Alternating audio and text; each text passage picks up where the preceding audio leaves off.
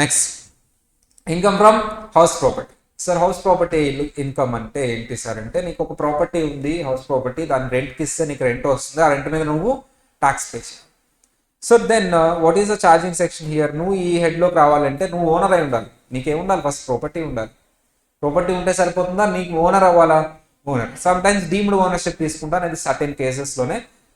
దేనికి ఓనర్ అయి ఉండాలి? Land and building and land apartment thereto. And it must be used for the business or profession. Business, నీ own business or ప్రొఫెషన్కి use చేస్తే ఈ హెడ్లోకి రాదు. ఏ హెడ్లోకి వస్తుందమ్మా? పీజీబీ.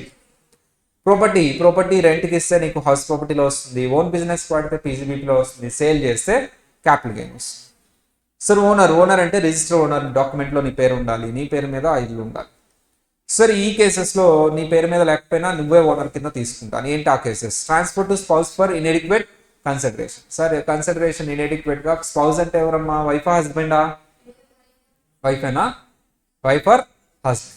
మీ wife or husband or spouse కి ఇన్ఎడిక్వేట్ కన్సిడరేషన్ కి ట్రాన్స్ఫర్ చేశారా sir? Yes sir, transfer చేశారు.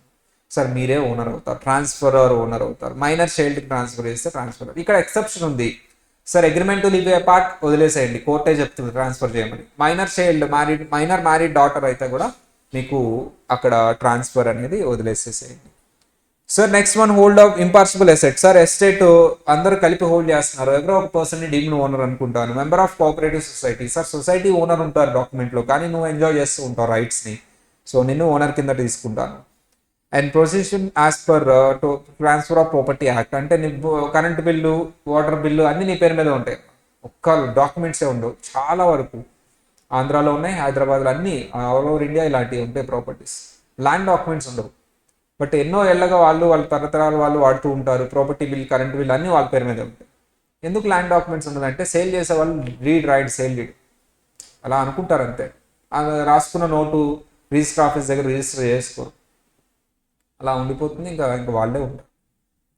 కానీ కరెంట్ బిల్ ఇవన్నీ ఎవరి పేరు మీద ఉంటాయి? వీళ్ళ పేరు మీద ఉంటాయి. డాక్యుమెంట్ ఉందా? లేదు. So they are the owners. Person who obtain the property under lease for less than, it's not less than 12 years. 12 years కంటే ఎక్కువ అంటే 12 years మించి నువ్వు లీజ్ తీసుకున్నావు, రెన్యువల్ క్లాజ్ లేదు, నువ్వు డీమ్డ్ ఓనర్. సో అందుకని లీజ్లో రెన్యువల్ క్లాజ్ పెడతారు. సార్ అలా ఉంటే దేనికి ఓనర్ అవ్వాలి? ప్రాపర్టీ అంటే ఏంటమ్మా? బిల్డింగ్ అండ్ ఆ బిల్డింగ్కి అటాచ్డ్ ఉన్న ల్యాండ్. బిల్డింగ్ అంటే ఏమొస్తుందమ్మా? Constructed on land surrounded by walls ఏదైనా ఉండొచ్చు. సో మడ్ వాల్స్ అయినా అవ్వచ్చు. Roof, so having roof or not, residential or commercial. నువ్వు రెసిడెన్షియల్ ప్రాపర్టీ అయినా ఇవ్వచ్చు, కమర్షియల్ అయినా. నీ ఓన్ బిజినెస్కి వాడవు, అప్పుడు ఈ హెడ్లో. వేరే వాళ్ళ బిజినెస్కి రెంట్కి ఇవ్వు, లేదా రెసిడెన్స్కి రెంట్కి ఇవ్వు. నువ్వు సెల్ఫ్ ఆక్యుపైడ్ అయినా సరే ఓకే. నీ ఓన్ బిజినెస్కి అయితే ఇక్కడ రాదు, ఖాళీ ల్యాండ్ కూడా రాదు, బిల్డింగ్ ఉండాల్సిందే. బిల్డింగ్ అంటే ఇది definition. Sir land apartment thereto అంటే ఆ బిల్డింగ్కి అటాచ్ అయిన land up to the compound wall. So income not covered under house property. Income from vacant property. Vacant ప్లాట్లో అసలు బిల్డింగే లేదు అంటే ఈ హెడ్లోకి రాదు. Income from other sources. Sir property under construction అంటే ఏంటమ్మా? ఇంకా కంప్లీట్ అవ్వలేదు. బిల్డింగ్ ఎప్పుడు కంప్లీషన్ అయితేనే దాన్ని బిల్డింగ్ కింద తీసుకుంటాను, కంప్లీట్ అవ్వలేదు కాబట్టి అది other sources. Abandoned property actually completed బిల్డింగే, కానీ పాడుపడిపోయింది, ఎవరు వాడట్లేదు. That is also income from other sources. Sir ఇక్కడ నువ్వు రెంట్కి ఇస్తున్నావు, జస్ట్ క్యాజువల్గా ఏదో 1-2 రోజులు రెంట్కి ఇచ్చావు. సో రెంట్ జనరల్గా నీ బిజినెస్ కాదు, అది బోర్డు ఏం పెట్టలేదు హాస్టల్ అని చెప్పేసి, లాడ్జ్ అని చెప్పేసి. సార్ హాస్టల్స్ రెంట్కి ఇస్తారు, లాడ్జ్ రెంట్కి ఇస్తారు, ఓన్లీ రూమ్స్. నువ్వు అలా బిజినెస్ లాగా చేస్తుంటే, రెగ్యులర్గా చేస్తుంటే అది పీజీబీటీకి వెళ్తుంది. లేదు నేను నార్మల్గా బిజినెస్ బోర్డు ఏం పెట్టలేదు అంటే అది హౌస్ ప్రాపర్టీ. అలా వేరియేషన్ అనేది చాలా జాగ్రత్తగా చూసుకో. Sir what is the format of house property? చూడుకుని చెప్పండి అమ్మా. Format of house property: gross annual value minus municipal taxes paid by owner, net annual value minus deductions under section 24. 24A standard deduction at the rate of 30%. 24B interest on borrowed capital. Okay, generally మనం చాలా డీప్గా discuss చేస్తాం interest on borrowed capital, but వాడు ఈజీగానే ఇస్తాడు. మీరు questions చూసే ఉంటారు. They are focusing on models, అంతేగాని ఆ ఇంట్రెస్ట్ ఆన్ బారోడ్ క్యాపిటల్ వాటి మీద కాకుండా మోడల్స్ మీద ఫోకస్ చేస్తారు. వేకెంట్ ఉంటే ఏంటి, 3 months వేకెంట్ ఉంటే ఏంటి, వాటి మీద ఫోకస్ చేస్తారు. సో జిఏవి ఎలా క్యాలిక్యులేట్ చేస్తారు? Gross annual value. ఈ రెండిట్లో హైయెస్ట్ అంట. ఏ రెండిట్లో హైయెస్ట్ అమ్మా? RER ARR. ఆర్ఈఆర్ అంటే రీజనబుల్లీ ఎక్స్పెక్టెడ్ రెంట్. ఎలా వస్తుంది reasonably expected rent? Municipal value or fair rent whichever is higher ఏమొస్తుంది? Reasonable rent. Reasonable rent or standard rent whichever is least ఏమొస్తుంది? RER. ARR ఎలా వస్తుంది? Actual rent minus unrealized rent, bad debts. ఈ రెండిట్లో highest తీసుకో, నీకు GAB వస్తుంది. So GAB fast చెప్పేసి మా మున్సిపల్ వాల్యూ ఫెయిర్ రెంట్ ఒక్కటి చెప్పు చాలు. So this one, second one చెప్పు ఫాస్ట్. ఇక్కడ ఎంత వస్తుందమ్మా? 51. ఇక్కడ ఎంత వస్తుంది? 51. సరే ఇక్కడ చెప్పు నువ్వు, ఇది ఒక్కటి చెప్పు, ఎంత వస్తుందమ్మా? 112 మైనస్ 2 ఎంత? 110. ఓకే, సో అలా చెప్పాలి. Municipal value, fair rent, standard rent అంటే వస్తుంది. అన్రియలైజ్డ్ రెంట్ ఎప్పుడు మాత్రమే బోనోఫైడ్ అంటే జెన్యూన్ అయి ఉండాలి. అండ్ అతన్ని రెంట్ కట్టలేదు అంటే వెకేట్ చేయించాలి. వెకేట్ చేయకుండా రెంట్ కట్టలేదు, బ్యాడ్ డెట్స్ అంటే ఎవరు నమ్మరు. వేరే ప్రాపర్టీలో కూడా ఉంచకూడదు, అప్పుడే నమ్ముతాను నేను. మున్సిపల్ ట్యాక్స్ ఎవరు పే చేస్తే ఇస్తావు నువ్వు? Owner, SSC. యాక్చువల్లీ పేమెంట్ బేసిస్లో ఇస్తావు. అంటే నువ్వు ఎంత పే చేస్తే అంత. 10 years ఇప్పుడే పే చేస్తావా, ఇప్పుడు ఇచ్చేస్తావు. పేమెంట్ బేసిస్లో ఇస్తావు. సీవేజ్ ట్యాక్స్, వాటర్ ట్యాక్స్ కూడా మున్సిపల్ ట్యాక్స్లో పార్టే, అవి కూడా ఇస్తావు. వాటర్ ఛార్జెస్ ఇవ్వను, సీవేజ్ ఛార్జెస్ ఇవ్వను, ట్యాక్స్ మాత్రం. అవుట్ సైడ్ ఇండియా పే చేసినా ఇస్తాను. టెనెంట్ పే చేస్తే ఇస్తావా? సో డిడక్షన్ 30% ఇస్తాను. దేని మీద 30% అమ్మా? So interest on borrowed capital, అది కూడా డిడక్షన్ ఇస్తాను. 30% ఆన్ ఎన్ఏవి. ఎన్ఏవి పాజిటివ్ ఉంటేనే ఇది వస్తుంది, నెగిటివ్ ఉంటే 0 ఉంటే ఇది రాదు.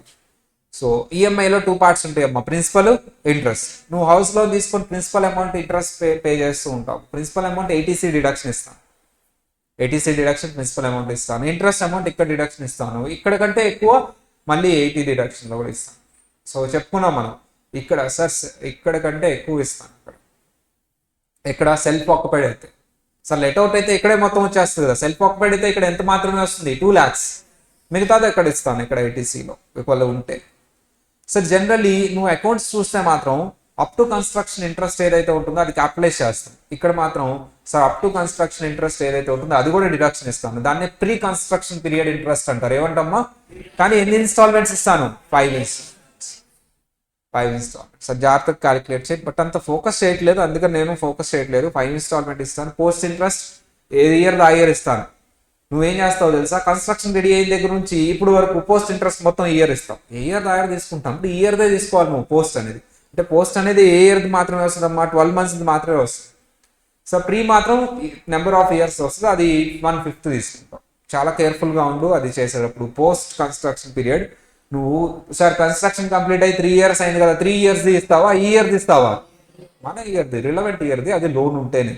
లోన్ క్లియర్ అయిపోతే ఇయర్ది కూడా ఉండదు. ప్రీ కన్స్ట్రక్షన్ పీరియడ్ 5 installmentsలో ఉందో లేదో చూసుకో. మన ప్రీవియస్ ఉంటే 1/5 ఇచ్చేసి right. Sir pre construction period అంటే ఎలా తీసుకుంటావు? సార్ వెరీ సింపుల్, చాలా సింపుల్గా తీసుకోండి. ఏ ఇయర్ అయితే కన్స్ట్రక్షన్ కంప్లీట్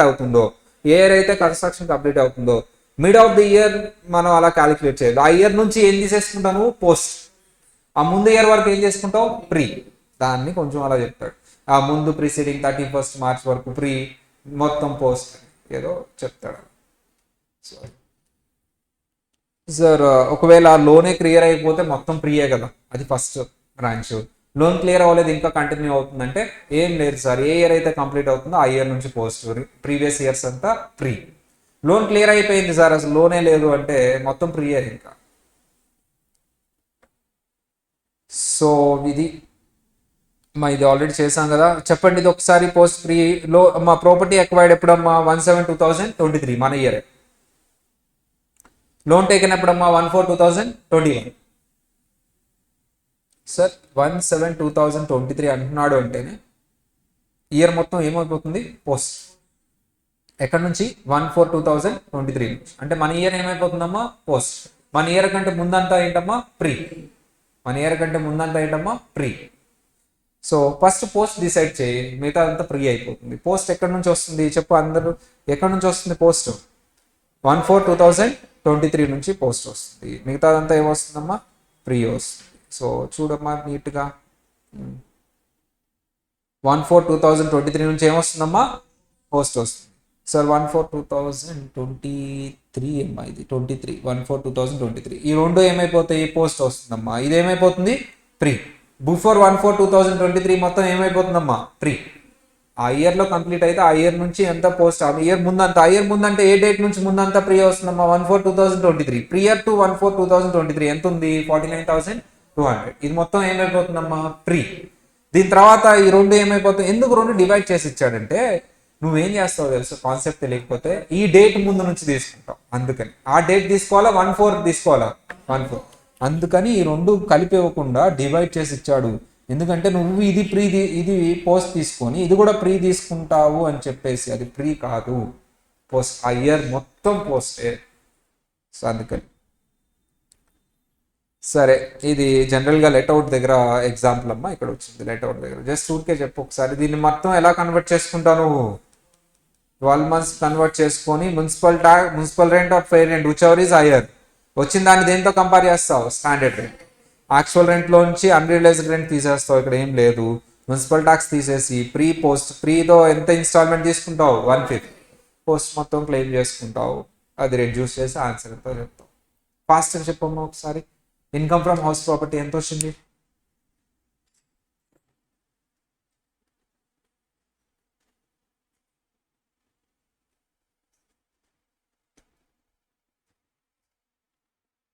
ఫస్ట్ జిఏవి క్యాలిక్యులేట్ చేయి. జిఏవి అన్ని 12 months కన్వర్ట్ చేసేసి municipal rent of fair rent whichever is hire తీసుకో, రీజనబుల్ రెంట్ వస్తుంది. స్టాండర్డ్ రెంట్తో కంపేర్ చేయి, విచ్ ఎవర్ ఈజ్ లీస్ తీసుకో, ఆర్ఈఆర్ వస్తుంది. దాన్ని యాక్చువల్ రెంట్తో కంపేర్ చేయి, విచ్ ఎవర్ ఈస్ హైయర్ జిఏవి వస్తుంది. మైనస్ మున్సిపల్ ట్యాక్స్ 10% అంట, 10% మున్సిపల్ రెంట్ మీద వేస్తావు అంటే 2,40,000 మీద వేస్తావు, అప్పుడు నీకు ఎన్ఏవి వస్తుంది. Minus standard deduction 30%, 30% standard deduction తీసేసేయండి. ఇన్కమ్ ఫ్రమ్ ఐఓబిసి తీసేయండి, ఇన్కమ్ ఫ్రమ్ హౌస్ ప్రాపర్టీ వస్తుంది. ఎంత వస్తుంది,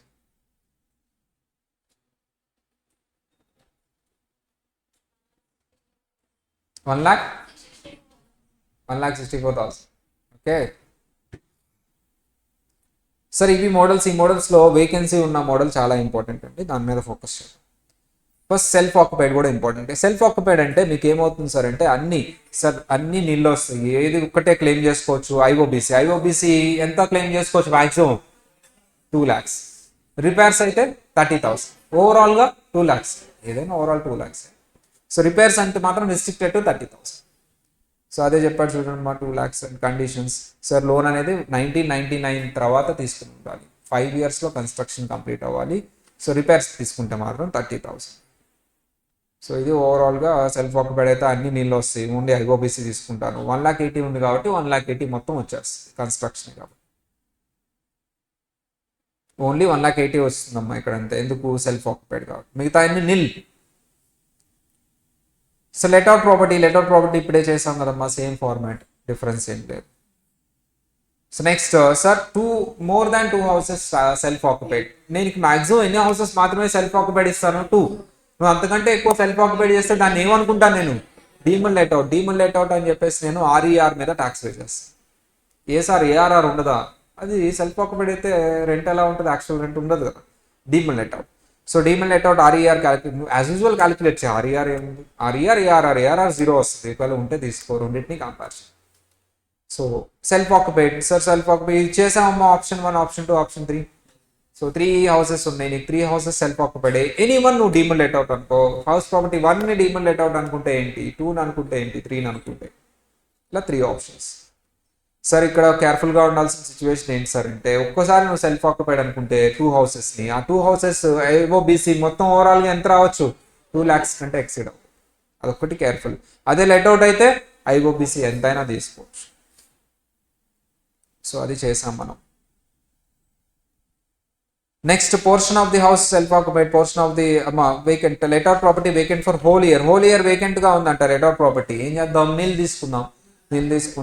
తీసుకొని ఏది ఐఓబిసి అండ్ స్టాండర్డ్ డిడక్షన్ అవన్నీ కూడా రావు, ఐఓబిసి ఒకటి వస్తుంది, కాకపోతే అన్లిమిటెడ్ వస్తుంది. ఎందుకు, ఇది లెట్అవుట్. సెల్ఫ్ ఆక్యుపైడ్ ప్లేస్ లాగే వస్తుంది, కానీ ఐఓబిసి మాత్రం అన్లిమిటెడ్ వస్తుంది.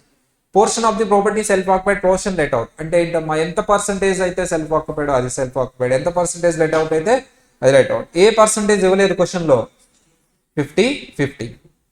So let out property part of the year self occupied, part of the year so ఏమన్నా లెట్అవుట్ అంట. So whole year sir deemed to be let out for whole year. Sir ఒక్క రోజు నువ్వు లెట్ అవుట్ ఇచ్చినా దాన్ని ఏమని అనుకుంటా నేను, deemed to let out for the whole year.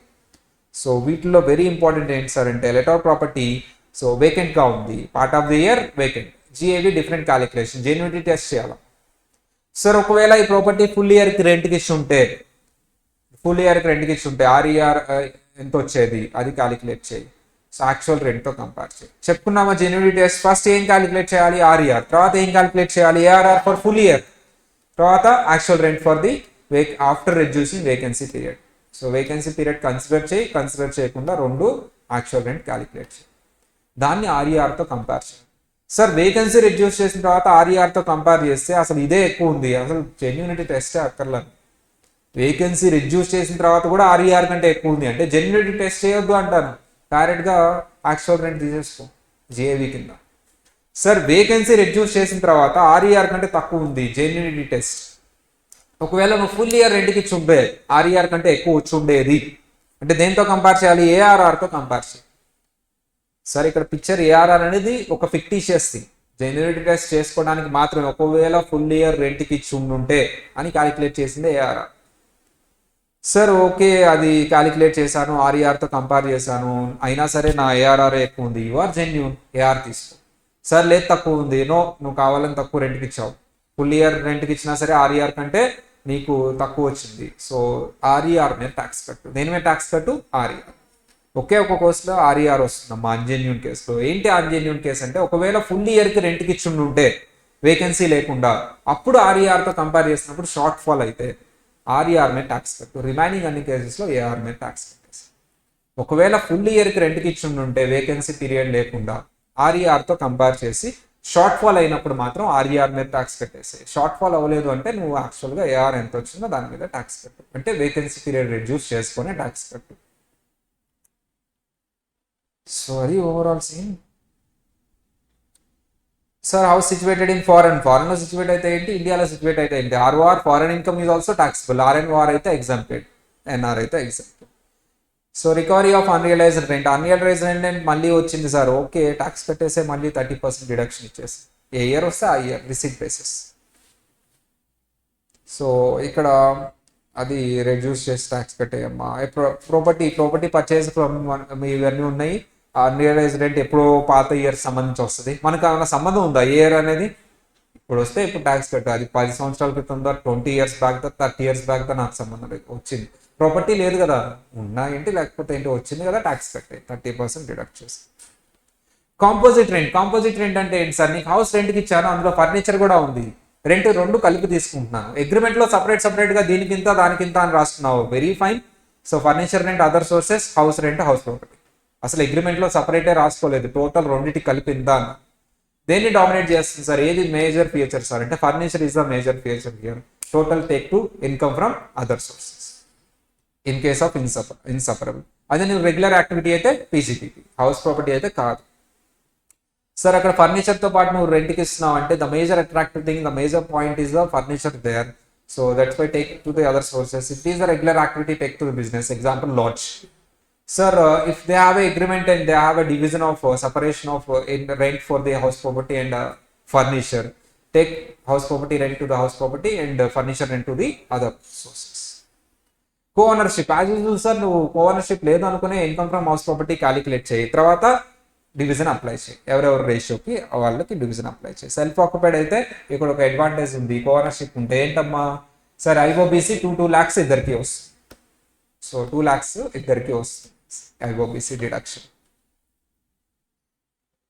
So అదే dispute property IT department hold చేస్తుంది. ఎగ్జాంప్టెడ్ ఇన్కమ్స్ ప్రతి చాప్టర్కి చెప్తూ ఉంటాను.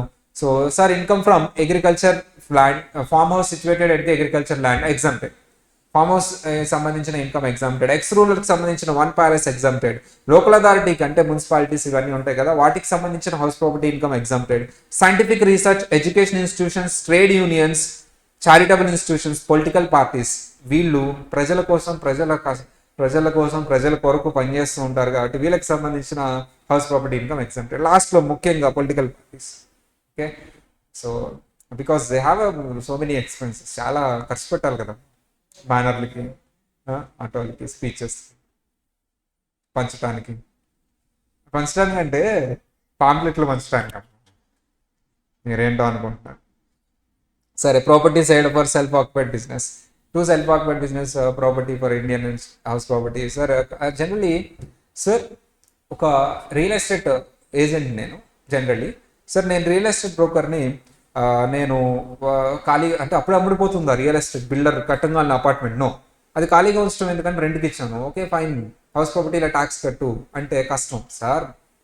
మేమేదో హౌస్ ప్రాపర్టీ రెంట్కి ఇవ్వలేదు సార్, అది అమ్ముడుపోవట్లేదని ఖాళీగా ఉంది రెంట్కి ఇచ్చాను, నాకు కనీసం అదన్నా కవర్ అయ్యిందని చెప్పేసి ఇంట్రెస్ట్ రేట్లు పెరిగిపోతుంది. ఓకే ఫైన్, 2 years వదిలేస్తాను. ఎన్ని ఇయర్స్ వదిలేస్తాను?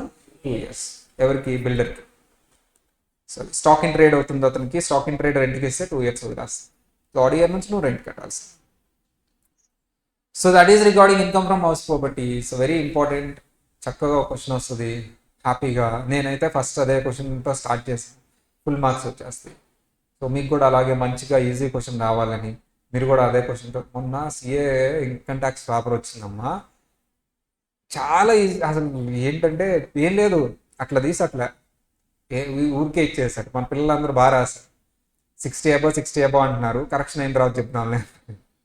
ఎగ్జామ్ పేపర్ అయితే చాలా ఈజీగా వచ్చింది. ట్యాక్స్ సిఏది మీరు చూసారు లేదో నాకు తెలియదు, కానీ చాలా చాలా ఈజీగా వచ్చింది ట్యాక్స్ అయితే. చాలా జిఎస్టీ కానీ ట్యాక్స్. అలాగే మీకు కూడా ఈజీగా ట్యాక్స్ పేపర్ టఫ్ ఉండదు, ఈజీ ఉండదు, మోడరేట్ ఉంటుంది నా దృష్టి. వాళ్ళు ఏదో బాగా చదివేసి ఈజీ అన్నారు అని లేదు, ఆల్ ఓవర్ ఇండియా ఈజీ టాకే వచ్చింది. ఎవరు దుఃఖలు కూడా కష్టం అని చెప్పలేదు. ట్యాక్స్ ఎవరు పెట్టినా నాకు 50 above వస్తే 50 above వస్తే ఏవో మీకు మీ ఫేసెస్ చూస్తే మీకు కష్టంగా వస్తున్నామో అనిపిస్తుంది నాకు. జిఎస్టీ ట్యాక్స్ బాగా చదువుకోండి. సో వాళ్ళకి ఈజీ ఇచ్చారు కదమ్మా, మరి కష్టం ఇస్తారా? సింపుల్ కీ ఏంటంటే పాస్ట్ ఎగ్జామ్ నుంచి ఇచ్చేసారు క్వశ్చన్స్. ఎప్పుడు ఎలక్షన్స్ టైంలో అదే జరిగింది. పాస్ట్ 5 or 6 పేపర్స్ ఉంటాయి కదా, పాస్ట్ జరిగిన పేపర్స్, అవి చూసుకుని ఇస్తే అయ్యే రిపీట్ కొడతారు. ఎప్పుడు ఎలక్షన్స్ జరిగినా అదే చేస్తారు. మీకు కూడా సీఎంఏ కూడా అంతే. ఎగ్జామ్స్ టైంలో ఎగ్జామ్స్ ఎవరు సరిగ్గా రాయరు, ఏదో మొత్తాన్ని డిస్టర్బెన్స్ వల్ల. వీళ్ళు పాపం ఏదో కష్టపడి కింద మీద పడి ఎగ్జామ్స్ రాయకుండా గ్రేట్. ఒక పని పాస్ట్ ఇయర్స్ క్వశ్చన్ పేపర్స్ తీసుకో, అవి కొంచెం రిపీట్ అని అనుకుంటున్నా.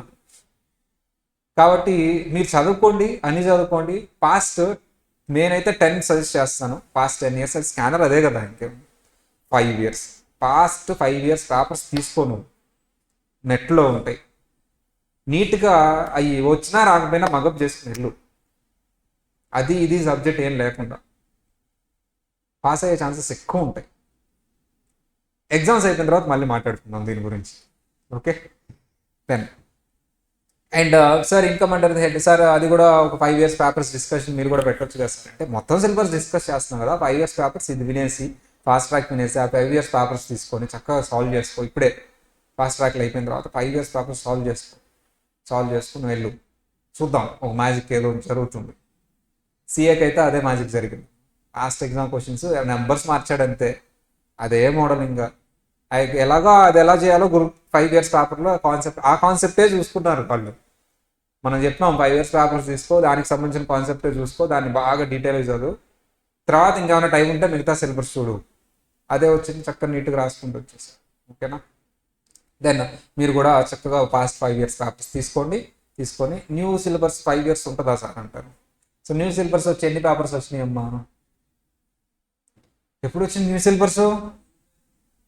22 నుంచి ఎన్ని అటెంప్ట్స్ పడినాయి? 4 ఉంటాయి. మీ బోల్డ్ సిలబస్ కూడా డిటి జిఎస్టీ ఏం మారదు. నా సబ్జెక్ట్ గురించి చెప్తున్నా, సిలబస్ అదే కొంచెం అటు ఇటు అయింది కాబట్టి. అసెస్మెంట్ ఇయర్స్ అవి స్కానర్ ఎలాగో చూస్తున్నారు కదా, మీకు స్కానర్లో మెన్షన్ చేస్తున్నారా ఇయర్? అదంతా సరిపోతుంది, ఎనఫ్. స్కానర్ తీసేటఫ్. స్కానర్ ఎవరైతే బాగా చదువుతారో 5 years సంబంధించి 10 years సంబంధించి perfect pass, year no doubt అందులో. Sir income under the head salaries. Very beautiful head అమ్మా, చాలా అందరికి చాలా ఫేవరెట్ ఈ హెడ్. చాలా ఫేవరెట్గా పెట్టుకుంటారు, ఇంపార్టెంట్ పెట్టుకుంటారు, మంచిగా ఉంటుంది. Very simple. మనం షార్ట్ కట్ చెప్పుకుంటాం. ఏంటి ఏది గుర్తుపెట్టుకోవాలి? ఎగ్జామ్టెడ్ ఏదో గుర్తుపెట్టుకో చాలు. పార్ట్లీ ట్యాక్సిబుల్ ఎలా గుర్తుపెట్టుకో, రిమైనింగ్ అన్ని ఫుల్లీ ట్యాక్సిబుల్. అదో షార్ట్ కట్ చెప్పుకున్నా, దాన్ని ఒకసారి రివైవ్ చేసుకొని సో ఒకసారి చూద్దాం. ఇక్కడ 3 సెక్షన్స్ ఉంటాయి. చాలా చిన్న హెడ్ ఇది. 15, 16, 17 అంతే. 3 sections. Sir 15 charging section, 16 deduction, 17 is the perquisites. Charging section sir ఎప్పుడు ఈ హెడ్లోకి వస్తామంట ఎంప్లాయర్ రిలేషన్షిప్ ఉండాలి. పేరెంట్ ఈ మధ్యలో ఏ రిలేషన్షిప్ ఉండాలమ్మా? Wife and husband. Employer and employee relationship. Sir wife and husband మధ్యలో పే ఉండదు, రిసీవింగ్ ఉంటుంది, మళ్ళీ పేయింగ్ ఉండదు. ఓకేనా? ఏమో నాకేం తెలీదు. సరే ఎనీవే ఎంప్లాయర్ అంటే ఏంటమ్మా? గవర్నమెంట్ ఉంటుందా, నాన్ గవర్నమెంట్ ఉంటుందా? ఏదైనా ఉండొచ్చు. పార్ట్ టైం ఉంటారా, ఫుల్ టైం ఉంటారా? ఎవరైనా ఉండొచ్చు. So more than one employer దగ్గర కూడా పని చేయొచ్చు. మీరు కూడా అలా 2-3 ఎంప్లాయర్స్ మీకు ఉండాలని, 2-3 సాలరీస్ రావాలని మనస్ఫూర్తిగా కోరుకుంటున్నాను. సరే బోత్ శాలరీ ఉండొచ్చు, వేజ్ ఉండొచ్చు. డైలీ వేజ్ రాదు. డైలీ వేజ్ ఎందుకు రాస్తారంటే ఎంప్లాయర్ రిలేషన్షిప్ ఉండదు అక్కడ. డైలీ వేజ్లో వస్తాడు, పని చేస్తాడు, వెళ్ళిపోతాడు, మళ్ళీ రేపు రాడు. సార్ ప్రెసిడెంట్ ఆఫ్ హోమరా? పెన్షన్ కూడా వస్తుంది శాలరీ హెడ్లో. హోమర్ ఎంప్లాయర్ కూడా ఉండొచ్చు. ఎంప్లాయీ ఫుల్ టైం ఉండొచ్చు, పార్ట్ టైం ఉండొచ్చు, స్కిల్డ్ ఉండొచ్చు, అన్స్కిల్డ్ ఉండొచ్చు. Sir there is a basic rule for the salary ఏ బేసిస్లో ట్యాక్స్ అవుతుందమ్మా? Due or receipt basis whichever is earlier. So basic salary ఉంటుంది. అలవెన్సెస్లో 3 ఉంటాయమ్మా: fully taxable, partly taxable, fully exempt. పర్క్విజిట్స్లో కూడా 3 ఉంటాయి: fully taxable, partly taxable, fully exempt. మనం ఏది బాగా గుర్తుపెట్టుకోవాలి? Fully exempt. Sir taxability of salary ఎలా టాక్సిబుల్ చేయాలమ్మా? Due or receipt basis whichever is earlier. Advance tax ఏది ముందు ఉంటుంది? అడ్వాన్స్ శాలరీలో ఏది ముందు ఉంటుంది? రిసీట్ ముందు ఉంటుంది. మళ్ళీ డ్యూ బేసిస్లో ట్యాక్స్ చేస్తావా? నో. ఏరియర్స్లో ఏది ముందు ఉంటుంది? డ్యూ ముందు ఉంటుంది. మళ్ళీ రిసీట్ బేసిస్లో ట్యాక్స్ చేస్తావా? నో. ఒకవేళ డ్యూ బేసిస్లో చేయకపోతే అప్పుడు చేయి, ఎక్సెప్షన్. బోనస్లో ఓన్లీ రిసీటే ఉంటుంది, డ్యూ ఉండదు. ఫోర్గోన్ శాలరీ అంటే వదులుకోవటం, అయినా సరే టాక్సిబుల్. సరెండర్ చేస్తే మాత్రం central government not taxable. Tax free salary నీ తరపున ఎంప్లాయర్ ట్యాక్స్ పే చేస్తే దాన్ని పర్క్విజిట్ కింద యాడ్ చేసి మొత్తం మీద నీ దగ్గర ట్యాక్స్ తీసుకుంటాం. Sir place of accrual of salary, place where the salary is services are rendered. Salary received in India, Indian ఇన్కమా ఫారెన్ ఇన్కమా చెప్పండి చాలు. Salary received in India, salary received outside India, services rendered in India, services rendered outside India, foreign income. Received outside, services rendered outside, foreign income. సరే ఏదో ఒకటి ఇండియాలో ఉంటే Indian income. But ఇక్కడ government రెండు outside India సరే Indian income అని అంటాను. ఇప్పుడు గవర్నమెంట్ ఆఫ్ ఇండియా పే చేసింది. ఎవరు పే చేసినప్పుడమ్మా? So the salary part is taxable, perquisites are exempted. Format చెప్పండి. Basic salary, bonus, commission, taxable allowance, taxable perquisites, retirement benefits if any, minus deductions. Gross allowance deductions is ఏమొస్తుంది? salary deduction 50,000, entertainment allowance, professional tax. Entertainment allowance is only for central government employees up to 15,000 per annum. Fully taxable salary part, basic salary is fully taxable. Normal pay ఉండొచ్చు, grade pay ఉండొచ్చు. Grade pay ఉన్నప్పుడు చాలా కేర్ఫుల్గా ఉండండి. 20,000, 2,000, 40,000 దాని meaning ఏంటమ్మా? 20,000 joining అప్పుడు ఇస్తాను. ఎవ్రీ ఇయర్ అంటే నువ్వు జాయిన్ అయిన డేట్ దగ్గర నుంచి ఇయర్ కౌంట్ చేయాలి. ఫైనాన్షియల్ ఇయరా, అకౌంటింగ్ ఇయరా? ఫైనాన్షియల్ ఇయర్ కాదు, అకౌంటింగ్ ఇయర్ కాదు, క్యాలెండర్ ఇయర్ కాదు. జాయిన్ అయిన దగ్గర నుంచి ఇయర్, అక్కడి నుంచి ఇయర్ కౌంట్ చేసి ఎవ్రీ ఇయర్ ఎంత ఇంక్రీజ్ చేయాలమ్మా? 2,000 up to maximum of 40,000. DR allowance is fully taxable. But exemption calculate చేసినప్పుడు డిఆర్ అలవెన్స్ ఫార్మింగ్ పార్టా నాట్ ఫార్మింగ్ పార్టా చూస్తావు, కానీ దానికి డిఆర్ అలవెన్స్ టాక్సిబిలిటీకి ఏ సంబంధం లేదు. DR allowance is fully taxable. Sir bonus is fully taxable, commission is fully taxable, city compensatory allowance fully taxable, entertainment allowance fully taxable and give the deduction if the condition is satisfied. First taxability చేయి. Fixed medical allowance taxable, family allowance taxable, leave encashment taxable, అన్ని టాక్సిబులే. ఇవన్నీ ఏది ఎగ్జామ్టెడో గుర్తుపెట్టుకోమ్మా. Exempted అని ఇచ్చినప్పుడు మాత్రం compulsory ఎంత spend చేశాడో చూడు. ఫుల్లీ టాక్సిబుల్కి స్పెండ్ చేసింది ఎంత ఇదంతా సంబంధం లేదు. ఎప్పుడు నీకు ఎంత స్పెండ్ చేశాడో చూడాలమ్మా. ఎగ్జామ్ సార్ ఎగ్జామ్టెడ్ అమౌంట్ ఎంత స్పెండ్ చేసి చూడాలి, డెఫినెట్లీ చూడాలి. ఎగ్జామ్టెడ్ కేసులో ఎంత స్పెండ్ చేశాడో చూడాలి. ఎంత ఆ పర్పస్ కోసం స్పెండ్ చేశాడో అదే ఎగ్జామ్టెడ్.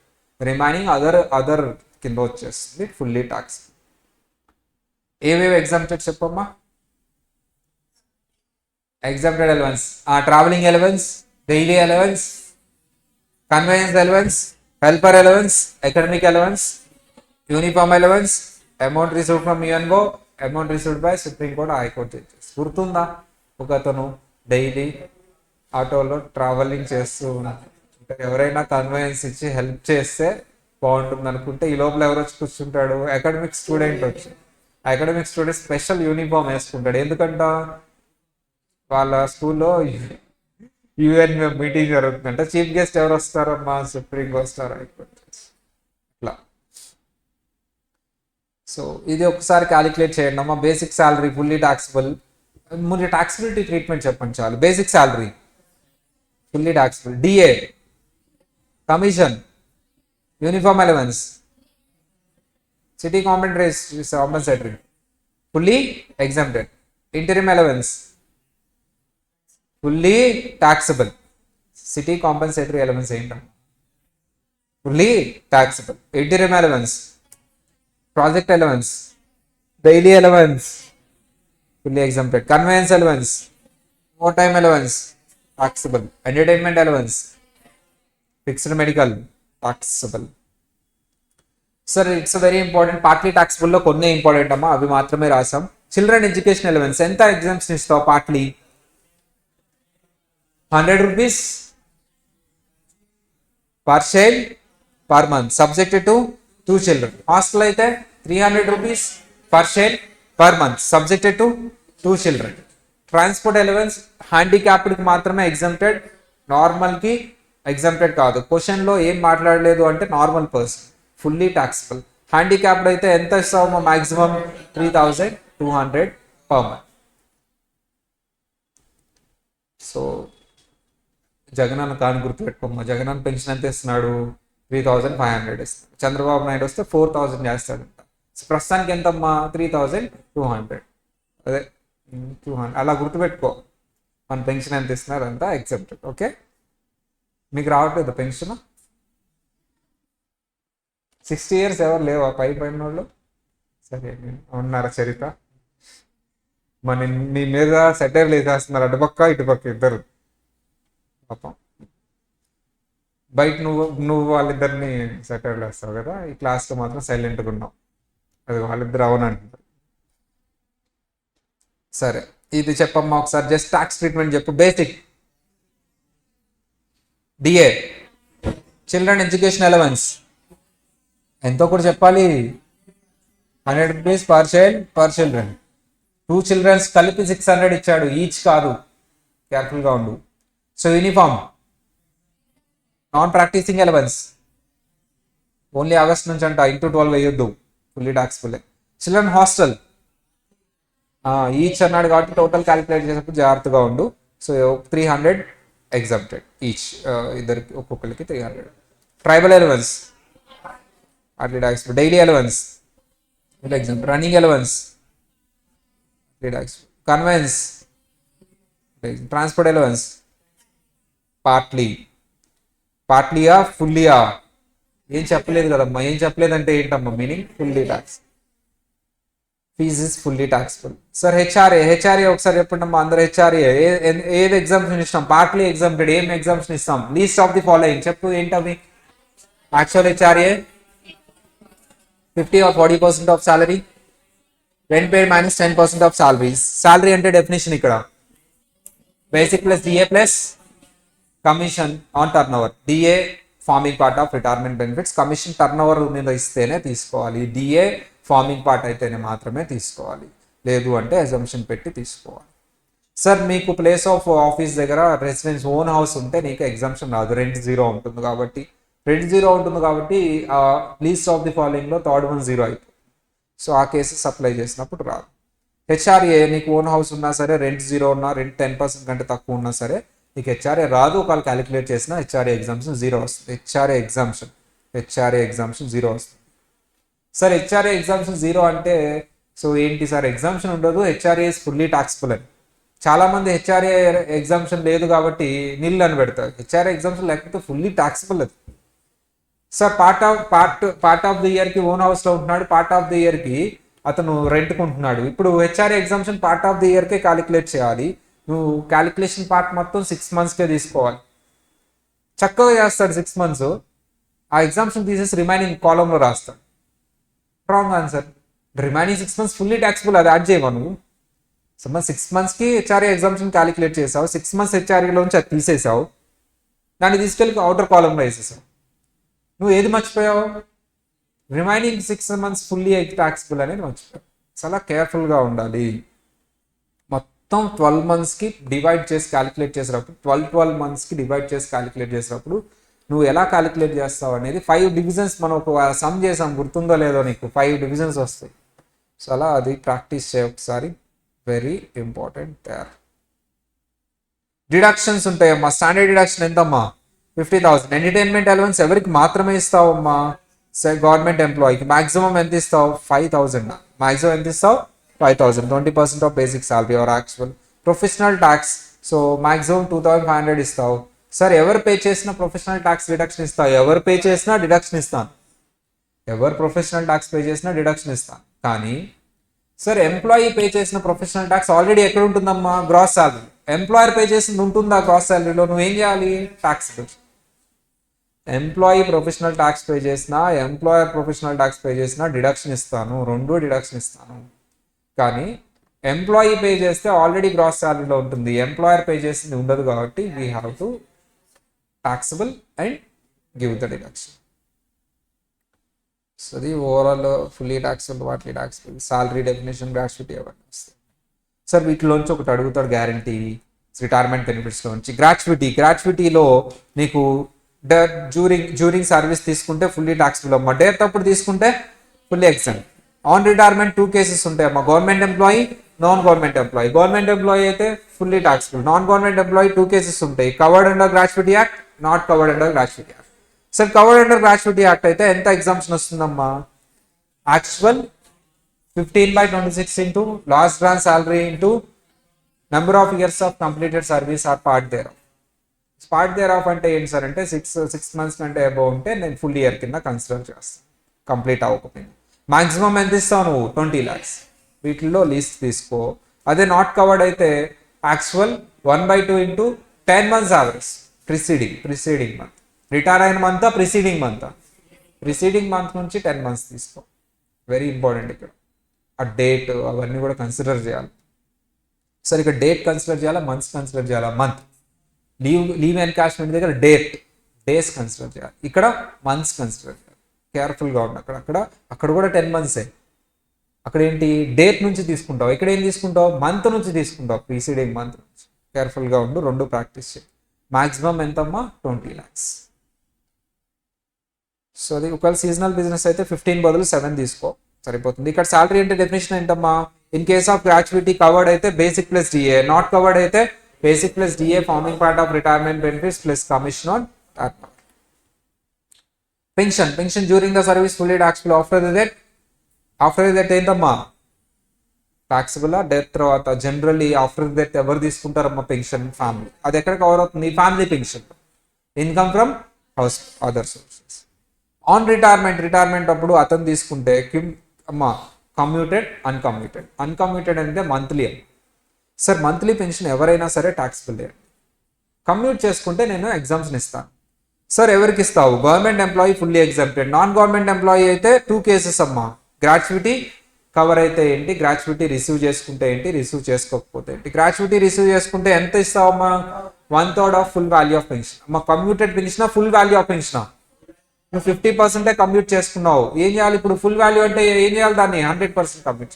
అంటే కమ్యూట్ చేసుకుంటే ఎంత పర్సంటేజ్ చూడు, దాని వాల్యూ చూడు. ఆ పర్సంటేజ్కి 60% అయితే దాన్ని ఎందుకు తీసుకెళ్తాను? 100%. So 1/3 and 1 second of full value of pension. So 1/3 కానీ 1 second. సో 1 second ఎప్పుడు తీసుకుంటావు? గ్రాట్యుటీ రాకపోతే. 1/3 ఎప్పుడు తీసుకుంటావు? గ్రాట్యుటీ వస్తుంది. దేని మీద 1/3, దేని మీద 1 second? Full value of pension. Commuted pension full ఉండొచ్చా, పర్సంటేజ్ ఉండొచ్చా? ఏదైనా ఉండొచ్చు. ఫుల్ ఇస్తే it's okay fine. Sir commuted 60% అంటే మిగతా 40% ఏంటమ్మా? అన్కమ్యూటెడ్. అది కూడా కన్సిడర్ చేయాలిగా, అది ఫుల్లీ టాక్సిబుల్గా. చాలా మంది స్టూడెంట్స్ ఏం చేస్తాడు? కమ్యూటెడ్ 60% తీసుకొని దాన్ని ఫుల్ వాల్యూ చేసి 1/3 తీసేసి రిమైనింగ్ టాక్సిబుల్ చేస్తాడు. దేని గురించి మర్చిపోతాడు? ఆ రిమైనింగ్ 40% ఫుల్లీ టాక్సిబుల్ గురించి మర్చిపోతాడు. మంత్లీ ఆ మంత్లీ ఫుల్లీ టాక్సిబుల్ అవుతుంది 40%. వీడేం చేస్తాడు? హాఫ్ ఇయర్ ఏం చేస్తాడమ్మా? అన్కమ్యూటెడ్ ఫుల్ అంటాడు. రిమైనింగ్ హాఫ్ నుంచి 60% కమ్యూట్ అంటాడు.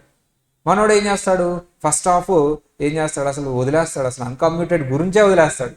లేదా కొంతమంది కొంచెం ఆలోచించిన వాళ్ళు ఫస్ట్ హాఫ్ అన్కమ్యూటెడ్ కదా అని అది మంత్లీ 6 months ఫుల్లీ టాక్సిబుల్ చేసి సెకండ్ హాఫ్ కమ్యూటెడ్ కదా అని చెప్పేసి ఫుల్ వాల్యూ క్యాలిక్యులేట్ చేసి 1/3 తీసేసి టాక్సిబుల్ చేసి మిగతాది మర్చిపోతాడు. ఏది మర్చిపోతాడు? 40% అన్కమ్యూటెడ్ గురించి మర్చిపోతాడు.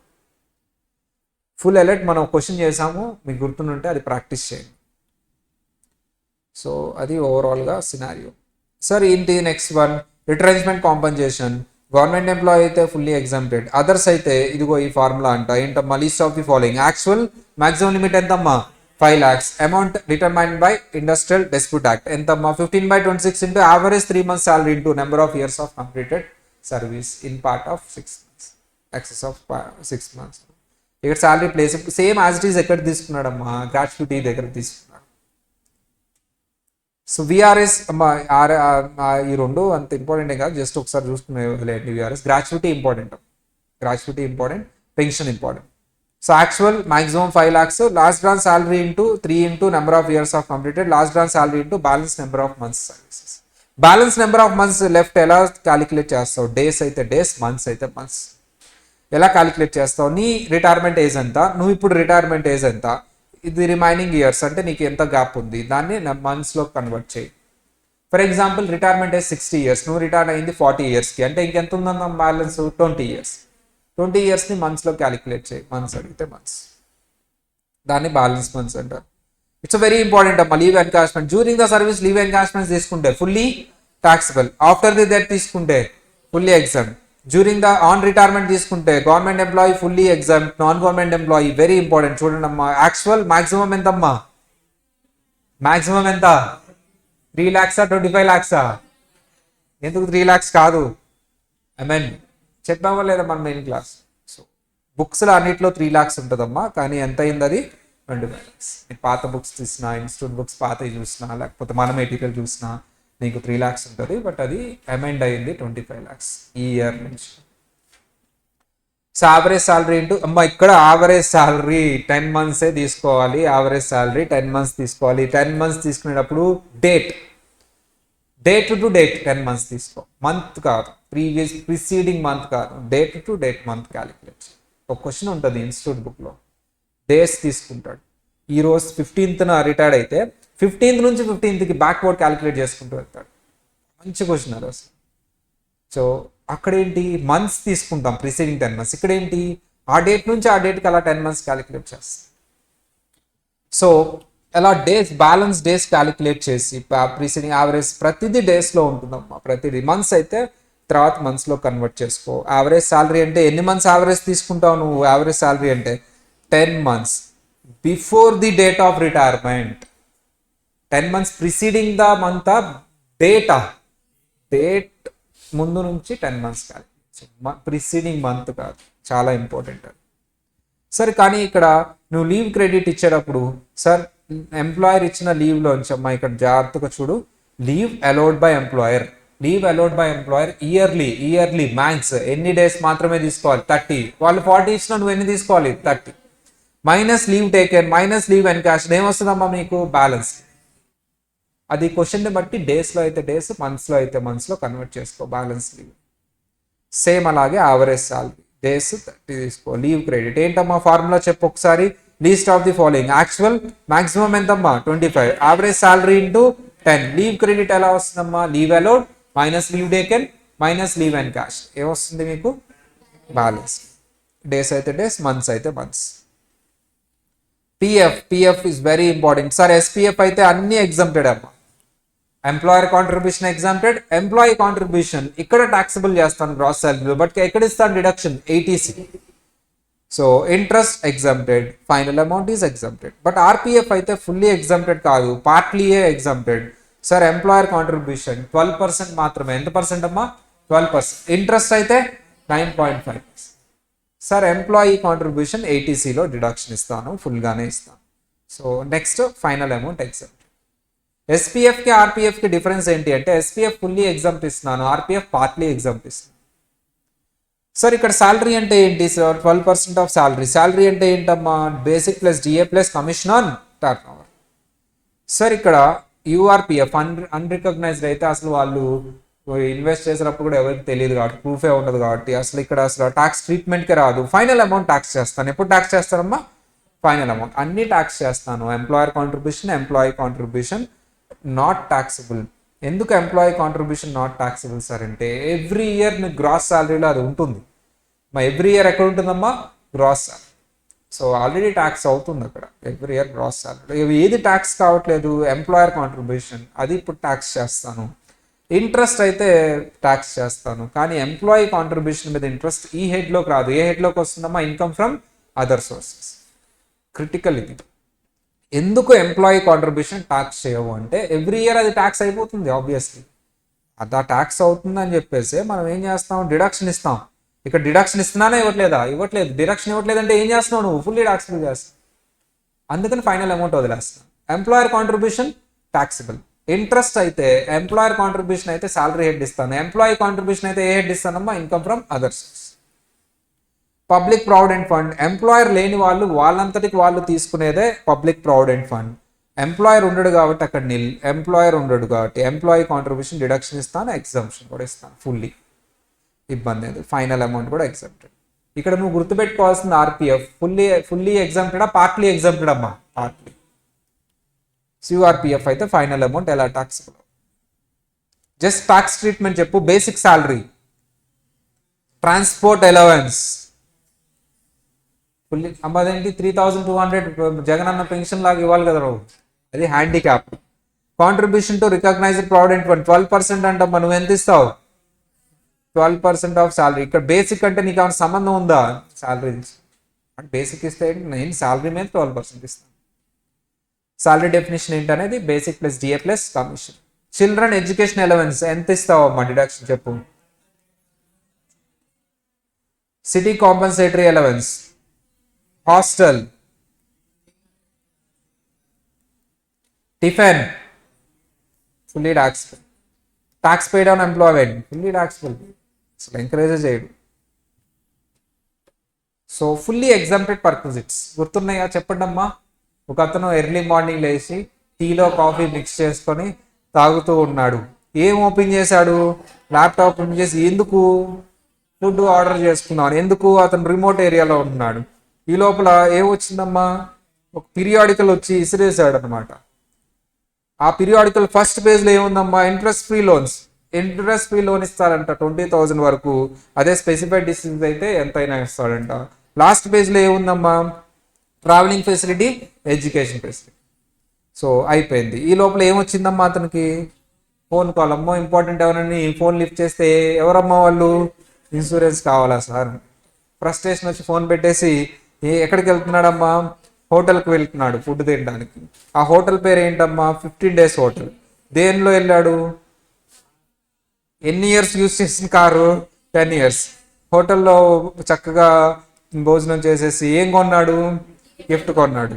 ఎవరికి కొన్నాడు? వాళ్ళ గర్ల్ ఫ్రెండ్ ఎక్కడ ఉన్నారమ్మా? Out side. అయిపోయింది. గిఫ్ట్ వాల్యూ ఎంతమ్మా? అది.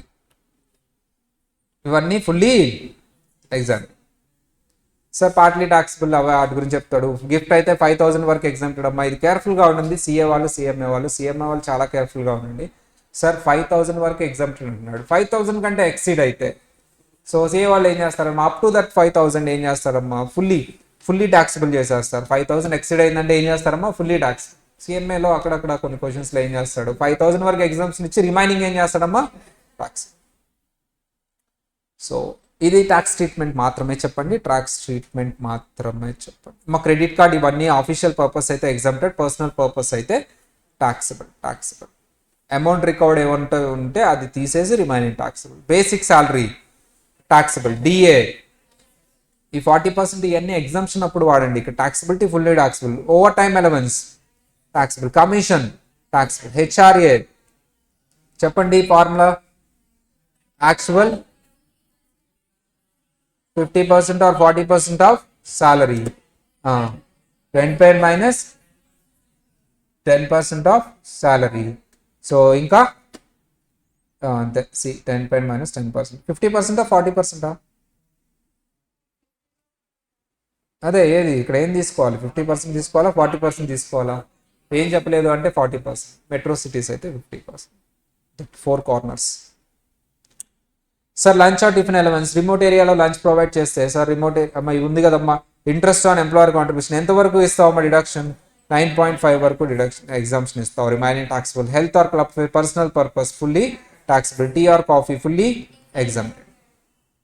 Lunch or tiffin facility remote area అయితే ఎగ్జామ్టెడ్ సార్, అదర్స్ అయితే 50 వరకు ఎగ్జామ్ట్ అమ్మా, రిమైనింగ్ టాక్సిబుల్. 50 కంటే ఎక్సెస్ ఎంత ఉందో నెంబర్ ఆఫ్ మీల్స్తో క్యాలిక్యులేట్ చేసి, ఫర్ ఎగ్జాంపుల్ ప్లేట్ 90 రూపీస్ అనుకోండి, 90 - 50 40 into number of plates. Number of plates ఇవ్వలేదు సార్ అంటే ఇయర్లీ ఎంత తీసుకోవాలంటమ్మా 300. Education facility up to 1000 exempted, 1000 కంటే ఎక్సీడ్ అయితే టాక్సిబుల్ చేయి. సో సిఎంఏ వాళ్ళు ఏం చేస్తారమ్మా, ఎక్సెస్ ఆఫ్ 1000 టాక్సిబుల్ చేయండి. ఎడ్యుకేషన్ ఫెసిలిటీ ఓన్ దాంట్లో అయితే పర్క్విజిటే కాదు, ఎంప్లాయీకి ఎడ్యుకేషన్ ఇస్తే అసలు పర్క్విజిటే కాదమ్మా. ఎవరికి ఎడ్యుకేషన్ ఇస్తే పర్క్విజిట్ అమ్మా, చిల్డ్రన్కి వాళ్ళ హౌస్ హోల్డ్ వాళ్ళకి అయితే మాత్రం ఫుల్. చిల్డ్రన్కి మాత్రం 1000 రూపీస్ తీసేసి రిమైనింగ్ టాక్సిబుల్ చేయి. సో 1000 రూపీస్ తీసేసి రిమైనింగ్ టాక్సిబుల్ చేయి చిల్డ్రన్ మాత్రం. మెడికల్ ఫెసిలిటీ ఇంపార్టెంట్ అమ్మ. మెడికల్ ఫెసిలిటీ ఇన్ ఇండియాలో అయితే ఓన్ హాస్పిటల్ అయినా గవర్నమెంట్ హాస్పిటల్ అయినా, సో రికగ్నైజ్డ్ అప్రూవ్డ్ హాస్పిటల్ అయినా ఎగ్జామ్టెడ్. రిమైనింగ్ అన్ని కేసెస్లో ఈ కేసెస్లో రియంబర్స్మెంట్ అయినా సరే ఎగ్జామ్టెడ్. రిమైనింగ్ అన్ని కేసెస్లో ఏంటమ్మా tax. Sir out side hospital అయితే, అవుట్ సైడ్ ఇండియా అయితే ట్రావెల్ ఎంతవరకు అమ్మా, అప్ టు 2 lakhs అనుకో అవుతుంది ఎగ్జామ్టెడ్. 2 lakhs కంటే ఎక్కువ అయితే taxable. So stay and medical అమ్మా, స్టే కానీ మెడికల్ కానీ ఆర్బీఐ ఒక అమౌంట్ చెప్తుంది, అది క్వశ్చన్లో చెప్తారు. Up to that exempted, beyond అయితే టాక్సిబుల్. ట్రావెల్ మాత్రం చిన్న వాళ్ళకి ఎగ్జామ్టెడ్ అమ్మ, పెద్ద వాళ్ళకి టాక్సిబుల్. స్టే ఆర్ మెడికల్ మాత్రం ఆర్బీఐ చెప్పిన అమౌంట్ కంటే ఎక్సీడ్ అయితే టాక్సిబుల్. అది జాగ్రత్త చూసుకో. Medical allowance fully taxable, medical insurance fully exempted, medical treatment with in India అయితే ఈ 3 ప్లేసెస్లో అయితే exempted. So out side India అయితే సార్ ట్రావెల్ అయితే చిన్న వాళ్ళు అయితే ఎగ్జామ్టెడ్, పెద్దవాళ్ళు అయితే taxable. Treatment and accommodation RBI limit దాటితే టాక్సిబుల్. సార్ ఏదైనా ఒక అసెట్ వాడుకోమని ఇస్తే 10% అమ్మా, ఎంత ఇయర్లీ 10% పర్క్విజిట్ తీస్తాం. అసెట్ ట్రాన్స్ఫర్ చేస్తేనే, యూజ్ చేసుకోమని ఇస్తేనా, ట్రాన్స్ఫర్ చేస్తే మాత్రం ట్రాన్స్ఫర్ చేసిన రోజు దాని వాల్యూ ఎంత, అతనికి ఎంత ట్రాన్స్ఫర్ చేశాడు, బెనిఫిట్ ఎంతో క్యాలిక్యులేట్ చేయండి. యూజ్ చేసుకోమని ఇస్తే ఎంత తీసుకుంటామమ్మా, 10% పర్ యానం. ఎన్ని మంత్స్ అయితే మంత్స్కి ఇచ్చేసాయి, ఇయర్ అయితే ఇయర్కి ఇచ్చేసాయి. ల్యాప్టాప్ యూజ్ చేసుకోమని ఇచ్చాడా, నిల్. వేరేది ఏమన్నా 10 years యూజ్ చేసిన అసెట్ యూజ్ చేసుకోమని ఇచ్చాడా, నిల్ పర్క్విజిట్. మిగతావన్నీ ఓన్డ్ అయితే ఏంటమ్మా 10% అమ్మా, హైర్డ్ అయితే హైర్ చార్జెస్. 10% పర్ యానం పర్క్విజిట్ కింద తీసుకో. స్వెట్ ఈక్విటీ షేర్స్ ఎంత అయితే డిస్కౌంట్కి ఇస్తారో ఆ డిస్కౌంట్ని పర్క్విజిట్ కింద తీసుకో. మార్కెట్ వాల్యూతో కంపేర్ చేయి ఇష్యూ ప్రైస్ని. సో ఎంత అయితే అంత డిస్కౌంట్ కింద తీసుకో, అది perquisite. Superannuation fund up to 1,50,000 exempted, beyond 1,50,000 taxable. Interest free loan ఇస్తున్నారా, ఎస్ సార్. 20,000 వరకు ట్యాక్స్ పర్క్విజిట్ లేదమ్మా. స్పెసిఫైడ్ డిసీజెస్ అయితే పర్క్విజిట్ లేదమ్మా. అదర్స్ అయితే మాత్రం వెరీ ఇంపార్టెంట్, చాలా జాగ్రత్తగా వినండి. అదర్స్ అయితే మాత్రం ఎస్బీఐ రేట్తో కంపేర్ చేయి. ఏ రేట్తో కంపేర్ చేయమ్మా, ఎస్బీఐ. సార్ ఆ particular SBI rate starting of the ఇయర్తో కంపేర్ చేసి బెనిఫిట్ ఉంటే, అంటే దానికంటే తక్కువకి ఇస్తే, ఎస్బీఐ రేట్ కంటే తక్కువకి ఇస్తే పర్క్విజిట్ ఉన్నట్టు. సో నువ్వు ట్యాక్స్ చేయాలి. కానీ దేని మీద, అవుట్ స్టాండింగ్ అమౌంట్ మీద. దేని మీద అమ్మా, out standing amount. Sir out standing amount అనేది చేంజ్ అవ్వకుండా ఉంటే వెరీ సింపుల్ అమ్మా, పర్ యానం అప్లై చేస్తావు. ఎవ్రీ మంత్ చేంజ్ అవుతుంటే నువ్వు కూడా ఎలా క్యాలిక్యులేట్ చేయాలి, ఎవ్రీ మంత్ క్యాలిక్యులేట్ చేయాలి ఇంట్రెస్ట్.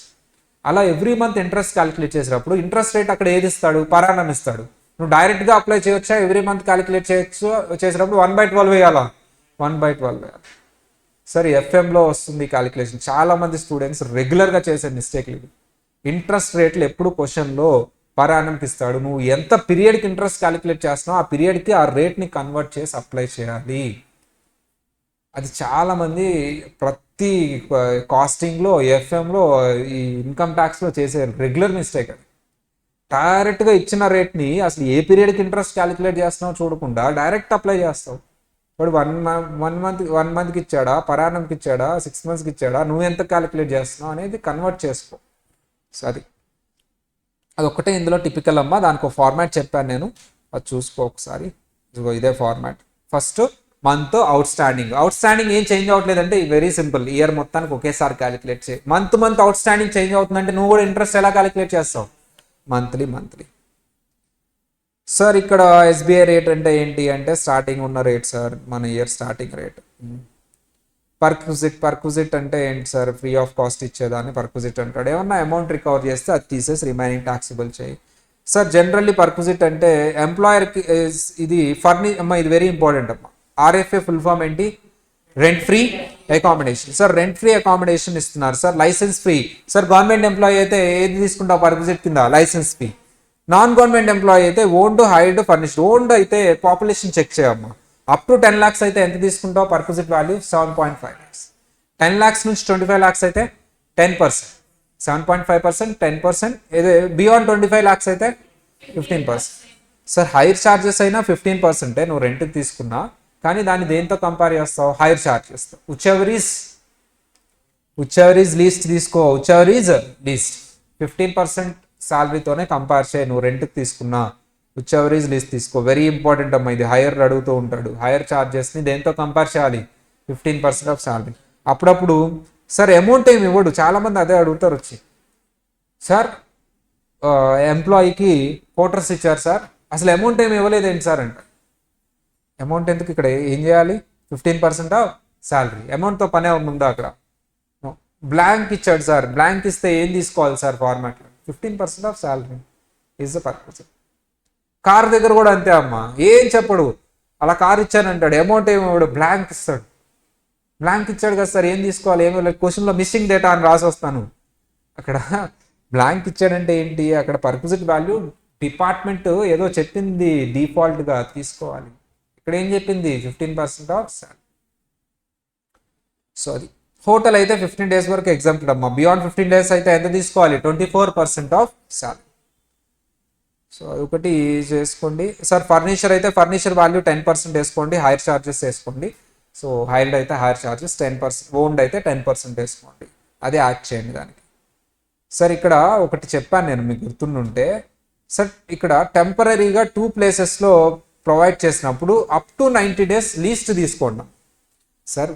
ఆ 2 places ఆర్ఎఫ్ఏ ఇచ్చినప్పుడు లీస్ట్ తీసుకోండి up to 90 days. Beyond 90 days 2 తీసుకోండి. సిఏ వాళ్ళు ఏం చేస్తారు, 90 days అబౌవ్ ఉంటే ఏం చేస్తారమ్మా, 2 టాక్సిబుల్ చేస్తారు. సిఎంఏ వాళ్ళు ఏంటి, 90 days అబౌవ్ ఉన్నా సరే అప్ టు 90 days లీజ్ తీసుకొని రిమైనింగ్ డేస్కి ఏం చేస్తారు, 2 టాక్సిబుల్ చేస్తారు. సిఎంఏ వాళ్ళు వేరే ట్రీట్మెంట్, సిఎంఏ వాళ్ళు ఎప్పుడు ఏంటమ్మా, ఏదైనా బియాండ్ అని చెప్తే అప్ టు దట్ ఎగ్జామ్షన్ ఇచ్చేసి రిమైనింగ్ మాత్రం టాక్సిబుల్ చేస్తారు. ఇక్కడ కూడా అంతే, అప్ టు 90 days ఏం తీసుకుంటారమ్మా, 2 ఆర్ఎఫ్ఏలో లీస్ట్. బియాండ్ 90 days ఏం తీసుకుంటారమ్మా, 2 ట్యాక్స్ చేయాలి. both the RFA tax. Remote area అంటే 40 kilometers అవే ఉండాలంట సిటీ నుంచి, రూరల్ ఏరియా అంటే 80 kilometers అవే ఉండాలంట సిటీ నుంచి. ఇక్కడ సాలరీ అంటే basic plus DA plus bonus plus commission plus all taxable allowances. ఇదే ఇంపార్టెంట్ ఇక్కడ సార్. ఇక్కడ బేసిక్ ప్లస్ డిఏ ప్లస్ అన్నీ యాడ్ చేయాలమ్మా. అంటే ఆర్ఎఫ్ఏ ఎప్పుడు చేయాలి, నువ్వు లాస్ట్లో చేయాలి. ఆర్ఎఫ్ఏ ఎప్పుడు చేయాలమ్మా, లాస్ట్లో చేయాలి. ఎందుకంటే ఆల్ టాక్సబుల్ అలవెన్సెస్ అన్నాడు ఇక్కడ. నువ్వు మధ్యలో చేస్తే మిగతా టాక్సిబుల్ అలవెన్స్ వస్తుందా, ఇక్కడ సాలరీ డెఫినేషన్లో రాదు, లాస్ట్లో చేయాలి.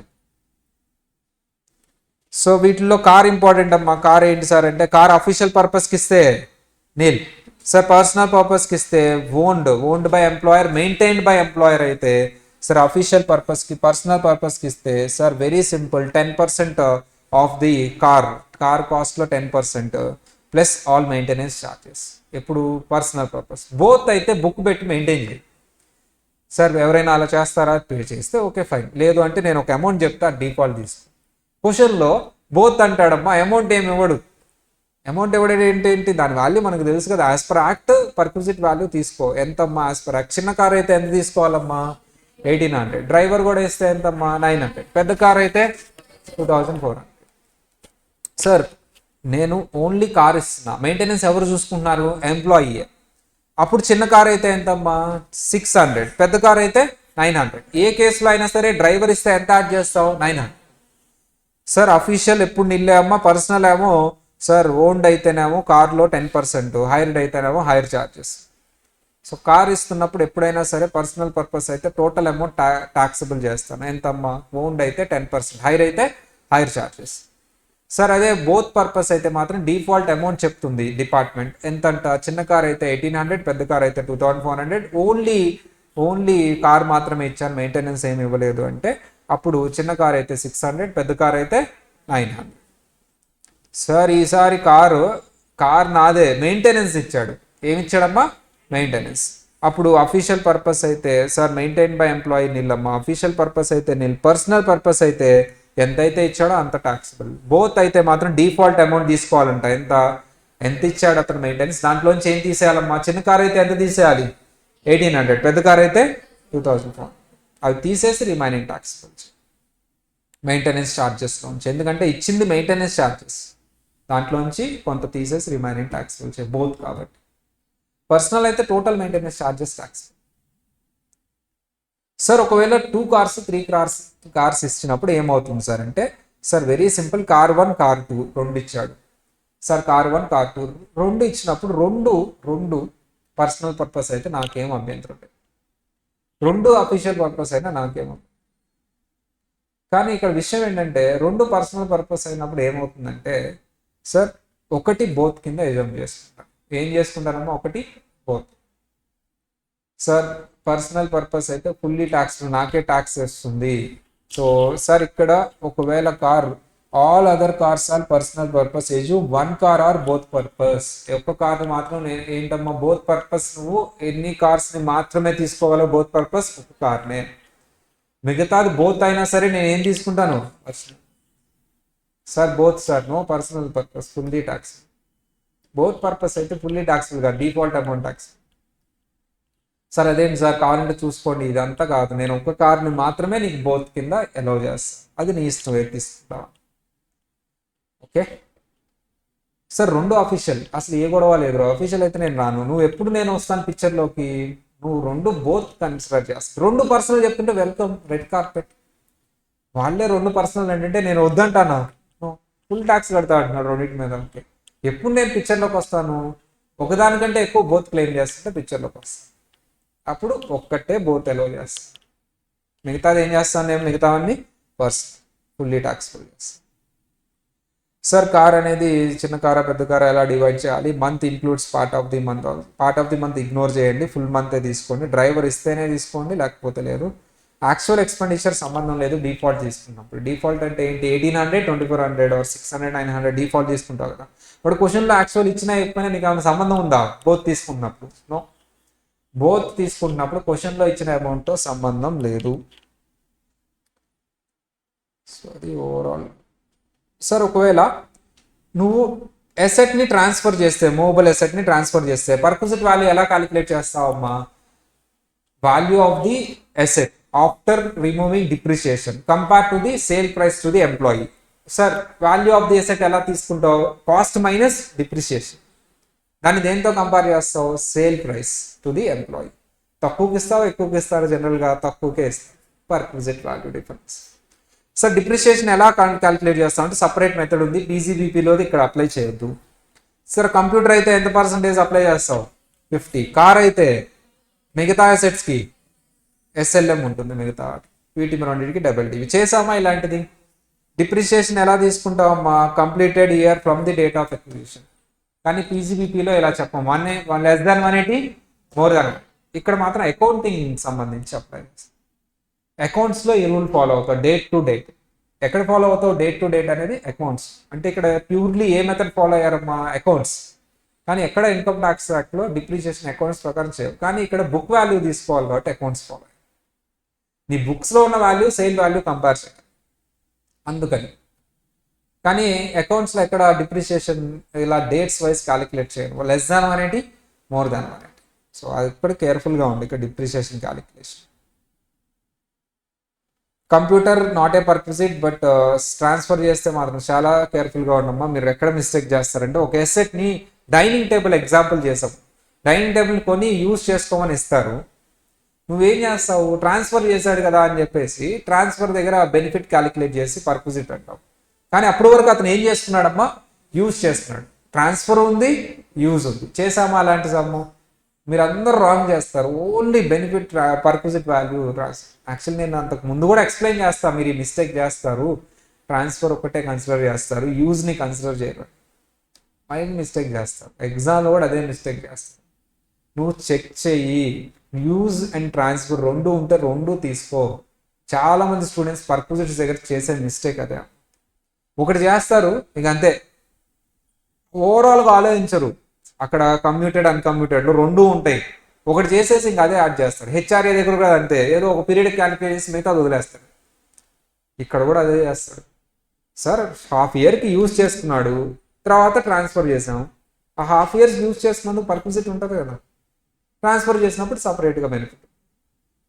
సో అలా ఇంకొకటి స్పెషల్గా ఈ రెండు కన్సిడర్ చేస్తాడు. సార్ ఎప్పటి నుంచో యూజ్ చేసుకుంటున్నాడు కదా అని పాత ఇయర్స్కి కూడా క్యాలిక్యులేట్ చేస్తాడు. ఏ ఇయర్ ఆ ఇయర్ చేస్తున్నాడు, పాత ఇయర్స్ ది ఇయర్ వస్తుందా? నో. సో అలా అది ఇంకా ఓవర్ థింకింగ్ అనమాట.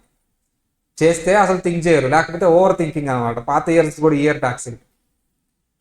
సార్ ఆ స్పెసిఫైడ్ ఎంప్లాయీ అంటే ఎవరు సార్? డైరెక్టర్ కానీ or employee having 20% of voting power కానీ సాలరీ 50,000 కంటే ఎక్కువ ఉంటాయి. కానీ ఈ మూడిట్లో ఏ ఒక్క కండిషన్ సాటిస్ఫై చేసిన స్పెసిఫైడ్ ఎంప్లాయీ. సో స్పెసిఫైడ్ ఎంప్లాయీస్కి ఈ పర్టికులర్ థింగ్స్ ట్యాక్సిబుల్ అంట. గ్యాస్, ఎలక్ట్రిసిటీ, వాటర్ ఎంత ట్యాక్సిబుల్? ఎంప్లాయర్కి ఎంత కాస్ట్ అయితే అంత ట్యాక్సిబుల్. మ్యానుఫ్యాక్చర్ చేస్తే మ్యానుఫ్యాక్చరింగ్ కాస్ట్, ఇంకా అందులో ఏముంది difference? Manufacturing cost or hired cost of purchase cost, ఇవంతారమ్మా ఇవన్నీ. ట్రావెలింగ్ ఫెసిలిటీ అమ్మ, ఎయిర్ అయితే ఎకనామిక్ క్లాస్ వరకు ఎగ్జాంపుల్, ట్రైన్ అయితే up to first class AC, bus అయితే సో డీలక్స్ బస్సు. ఒకవేళ air route, rail route is not available up to deluxe bus. Others అయితే నువ్వు బస్సులో వెళ్ళా, ట్రైన్లో వెళ్ళా, ట్రైన్ రూట్ ఉంటే up to AC, train route లేదు అంటే అప్ టు డీలక్స్ బస్. ఎంతమందికి మాత్రమే ఎగ్జామ్షన్ ఇస్తావు? Spouse, children, parent, brother, sister. ఎప్పుడు మాత్రమే నీ మీద డిపెండ్ అయితే మాత్రమే వాళ్ళకి ఎగ్జామ్షన్ ఇస్తావు, వాళ్ళని కూడా తీసుకెళ్తే. సార్ చిల్డ్రన్ ఎంతమంది చిల్డ్రన్కి మాత్రమే ఇస్తావు లీవ్? ఈ టూర్కి 2 చిల్డ్రన్. ఎప్పుడు? బిఫోర్ 1998 అయితే మొత్తం ఇస్తావు. ఆఫ్టర్ 1998 అక్టోబర్ 98 అయితే 2 చిల్డ్రన్కే ఇస్తావు. 2 చిల్డ్రన్ క్యాలిక్యులేట్ చేసేటప్పుడు ఫస్ట్ ఎయిడ్ ట్విన్స్ ఉంటే నో ప్రాబ్లం, అయిపోయింది. 2 చిల్డ్రన్ ఫస్ట్ ఒకళ్ళు పుట్టారు, సెకండ్ పుట్టేటప్పుడు ట్విన్స్ పుట్టారు, సెకండ్ బర్త్ ట్విన్స్ అయితే పాపం ఇద్దరిలో ఒకరికి ఇస్తే ఇంకోళ్ళు ఏడుస్తారు. కాబట్టి ఏం చేద్దామమ్మా, సెకండ్ మల్టిపుల్ బర్త్స్ని సింగిల్ బర్త్ కింద కన్సిడర్ చేయాలి. ఫస్టా second? Second. So second multiple బర్త్ని, but single birth after multiple birth is not treated as one, but single birth after multiple birth after single birth అంటే సెకండ్ మల్టిపుల్ బర్త్ని సింగిల్ కింద consider చేయాలి. ఈ black ఇయర్స్లో 2 ఇయర్స్కి మాత్రమే ఇస్తానమ్మా. 4 ఇయర్స్లో ఎన్ని ఇయర్స్కి మాత్రమే ఎగ్జామ్షన్ ఇస్తారు? 2 టైమ్స్ ఇస్తాను. 4 ఇయర్స్ నువ్వు టూర్ వెళ్ళు, నేను 2 ఇయర్స్కి ఎగ్జామ్షన్ ఇస్తాను.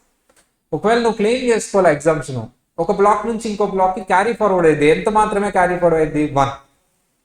అది ఏ ఇయర్లో వాడుకోవచ్చు? ఫస్ట్ ఇయర్ వాడలేదు అంటే నువ్వు ఇంకా అయిపోయినట్టు, ఎక్స్పైర్.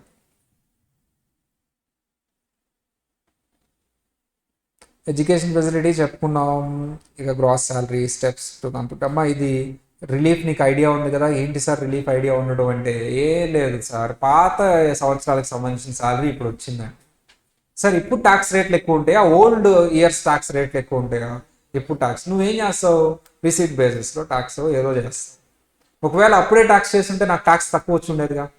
సింపుల్, అప్పుడు ట్యాక్స్ రేట్స్ ప్రకారం ఎంత ట్యాక్స్ క్యాలిక్యులేట్ చేయి, ఈ ట్యాక్స్కి డిఫరెన్స్ ఏదైతే ఉందో అది నేను రిలీఫ్ ఇస్తాను. ఏమి ఇస్తాను? నేను రిలీఫ్ ఇస్తాను. సార్ ఈ ట్యాక్స్ రేట్స్ అయితే నాకు తెలుసు, ఓల్డ్ ట్యాక్స్ రేట్స్ నాకు చెప్తాడా సార్? ఎస్ చెప్తాడు క్వశ్చన్లో, తెలుసు. ఓల్డ్ ట్యాక్స్ రేట్స్ నీకు అప్పట్లో రిబేట్లు, సెస్లు డిఫరెన్స్ ఉంటాయి, కేర్ఫుల్గా. సో రిబేట్ ఇప్పుడు వచ్చినట్టు అప్పుడు కూడా అప్లై చేస్తే వాడి క్వశ్చన్లో ఓల్డ్ ట్యాక్స్ రేట్ రిబేట్ వస్తుందంటే అప్లై చేయి, సెస్ ఎంతో అంత అప్లై చేయి. అంతేగాని ట్యాక్స్ రేట్స్తో పాటు మిగతా రిబేటు, సర్చార్జ్ ఇవన్నీ as per new rules apply చేయి. ఓల్డ్ ట్యాక్స్ రేట్స్ ఏంటో అవే క్వశ్చన్లో చెప్పిన యాజ్ ఇట్ ఈజ్ అప్లై చేయి. అడిషనల్గా ఏం చేయొద్దు. దాన్ని న్యూ ట్యాక్స్ రేట్స్తో కంపేర్ చేసి ఆ డిఫరెన్స్ అమౌంట్ని రిలీఫ్ ఇచ్చేసేది. కీమ్యాన్ ఇన్సూరెన్స్ పాలసీ ఒకప్పుడైతే premium paid by business man deduction ఇస్తాను. ఒకప్పుడైతే సో మనం బిజినెస్ హ్యాండ్స్లో ట్యాక్స్ చేసేవాళ్ళం. ఇప్పుడు బిజినెస్ రిసీవ్ చేసుకుంటే బిజినెస్ హ్యాండ్స్లో, కీమ్యాన్ రిసీవ్ చేసుకుంటే కీమ్యాన్ హ్యాండ్స్లో. ఎంప్లాయర్ రిసీవ్ చేసుకుంటే బిజినెస్ ఎంప్లాయర్ హ్యాండ్స్లో ట్యాక్స్ ఫిల్ చేస్తున్నాను. ఎంప్లాయీ రిసీవ్ చేసుకుంటే ఎంప్లాయీ హ్యాండ్స్లో ట్యాక్స్ ఫిల్ చేస్తాను. టిప్స్ వచ్చినాయి ఇది కేసులో అమ్మా. టిప్స్ వస్తే అది tips is not a salary ఆ టిప్స్ నో. సరే ఓవరాల్ శాలరీ రేట్లో ఇంపార్టెంట్ ఏంటి సార్ అంటే పాస్ట్ ఎగ్జామ్ క్వశ్చన్స్. టక్క పాస్ట్ ఎగ్జామ్ క్వశ్చన్స్ తీయి, అవి ప్రాక్టీస్ చేసి వెళ్ళిపో. అంతేగాని ఎక్కువ టైం ఏమి వేస్ట్ చేయదు. స్కానర్ తీసుకో, పాస్ట్ ఎగ్జామ్ క్వశ్చన్స్ చేయి, అవే రిపీట్ నువ్వు పాస్ట్ ఎగ్జామ్ స్కానర్లో చేసేటప్పుడే అర్థమైపోద్ది. క్వశ్చన్ టు క్వశ్చన్ కంపేర్ చేయి, సగం రిపీట్ పాయింట్స్. అవే చిల్డ్రన్ ఎడ్యుకేషన్, అవే కారు, అదే ఆర్ఎఫ్ఏ, అదే హెచ్ఆర్ఏ. సో అలా ఉంటుంది. ఏదో ఒకసారి రివైజ్ చేయాలని చేసాం, కానీ నా అప్రోచ్ అయితే salary head, past exam papers, questions. So after afternoon lunch తర్వాత 2 o'clock వచ్చేయండి. Capital gain, PGBP, other sources and remaining heads complete చేద్దాం. ఎర్లీగానే వదిలేస్తాను. సో ఇవాళ డేట్ 18 కాబట్టి, సో 7కే వదిలేస్తాను మ్యాక్సిమం. 5:30 వరకే. 5:30 వరకే కదా, మీరు 2కి వచ్చేసేయండి. ఎగ్జామ్స్ ఇవ్వాలేనా? మన జిఎస్టీ ఎప్పుడు మంది? మార్నింగ్ షెడ్యూలా? సరే. ఓకే. ఆఫ్టర్నూన్ వచ్చిన తర్వాత మనం క్యాపిటల్ గెయిన్స్, పీజీబీపీ ఫాస్ట్గానే అయిపోతుంది, మనం షార్ట్ కట్ ఫార్మాట్ చూసుకుంటాం. So capital gains and PGBP చెప్పుకొని, అదర్ సోర్సెస్ చెప్పుకొని, ఇది మిస్లీనియస్ అయిపోద్ది. 5:30 ఈజీగా అయిపోతుంది. 5కే అయిపోతుంది. 5:30 5 మంది 5కే అయిపోతుంది. 5కే ఈజీగా. సాలరీ ఒక్కటే అమ్మా, ఎక్కువ టైం పట్టేది, అది అయిపోతుంది కాబట్టి ఈజీగా అయిపోతుంది. So afternoon capital gains, PGBP, other sources heads అయిపోతాయి 3:30 లోపు. And remaining 3:30 to 5:30 I will take up the deductions and TDS, set of and carry forward, clubbing. Lunch చేసేసి 2 కల్లా వచ్చేసేయండి, నేను 2కి స్టార్ట్ చేసేస్తాను అంతే. బై.